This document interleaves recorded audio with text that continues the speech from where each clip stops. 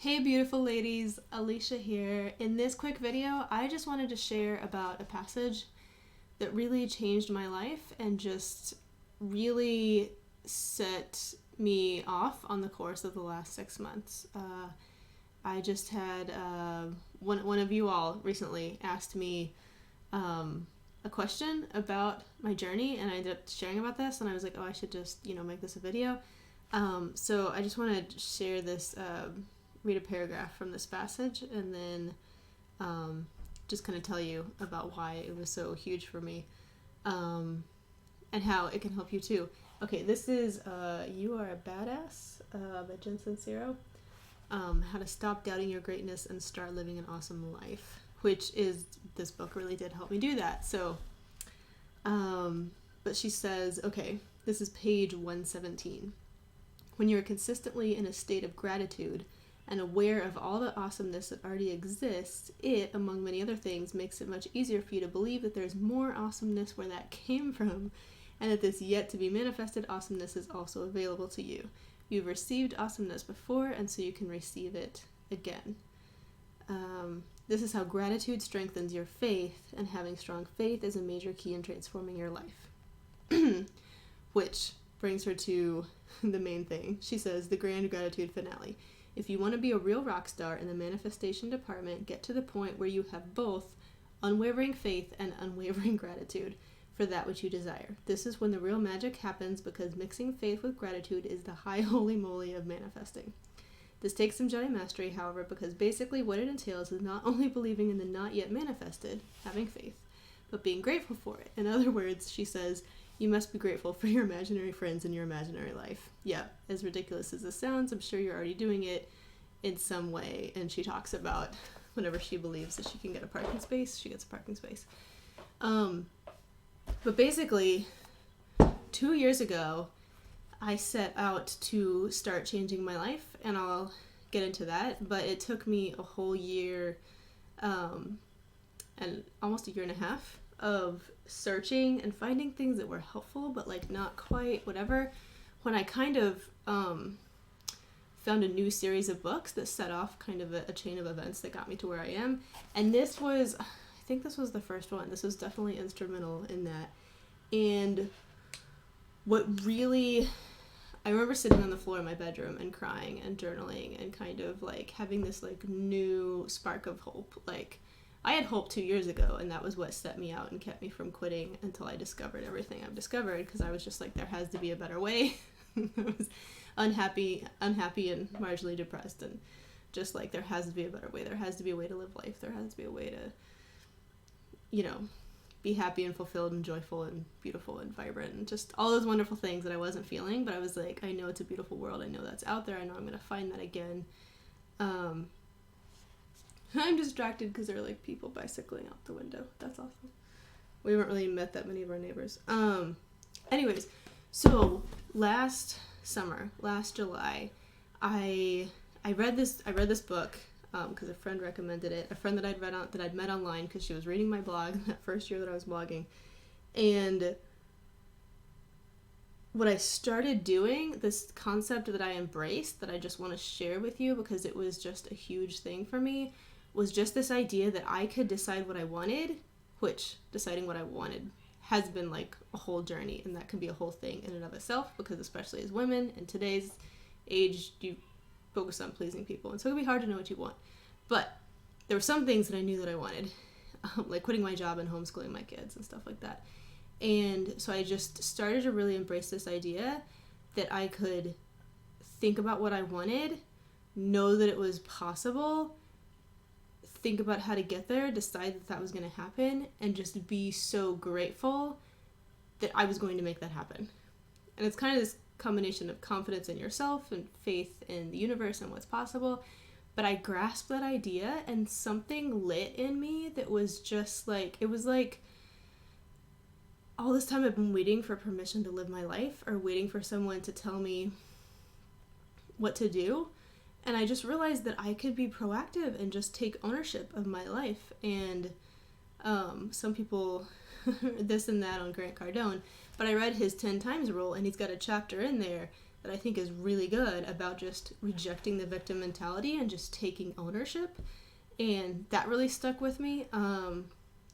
So yeah, I think I'll do another video about the other one, which will go into the whole premise for the book club. But I just wanted to start by sharing kind of that from this. And if that kind of thing resonates with you and you like aren't there but you like it and you want that to like soak in, I highly recommend her book and her money book. You read it, and her faith and her optimism and her proactive, like just go hell and make it happen. It's contagious. I love rereading her books here and there. Recently I've been getting into reading the books that she mentions in her bibliography that she recommends that she have read that helped her, and that's where that's always a good way to go with all of this. Books and personal development. You find somebody, you love them, well, you see who influenced them, and you go read those people.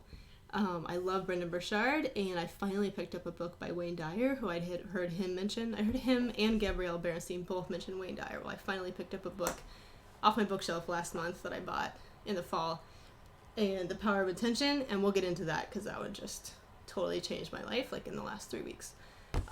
Anyways, I was going to say two things, I think two big realizations that I've had in the last 6 months that really shaped my journey and enabled me to manifest things and make life happen and be proactive and start to just create the life that I love and become the person that I want to be, who can be happy before it gets here, because I really do believe you've got to find your inner peace and be happy where you are, or else the external changing is never going to do. You've got to change the internal, and then the external can become what it should be out of who you are, and you are meant to be happy and successful and live the life that you want and live in abundance and personal freedom.